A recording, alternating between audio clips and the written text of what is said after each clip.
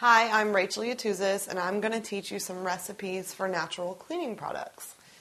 Natural cleaning products are always better. This is really my line of work, and I think that anyone raising a family in their home should use natural cleaning products because you're eliminating the fumes that your family is inhaling.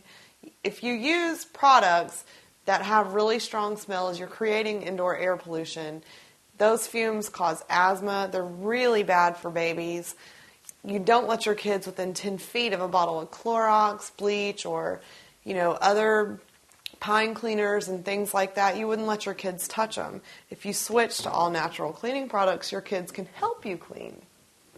That's the best thing in the world, right?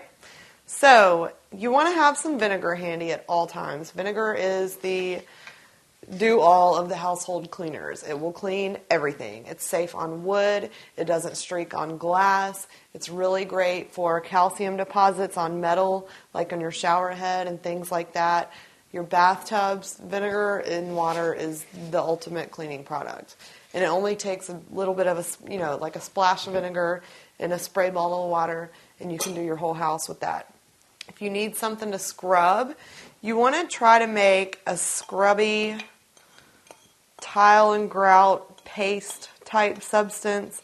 It'll be about this consistency, and you make that using baking soda and vinegar or baking soda and water.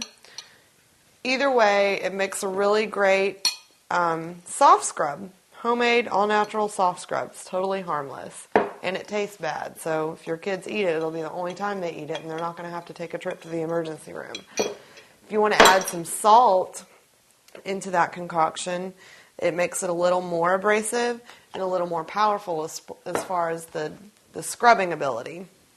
Lemons are awesome for cleaning, like pots and pans and things like that. They help get rid of rust. They have a really neat chemical reaction when you use a lemon to help clean any metal.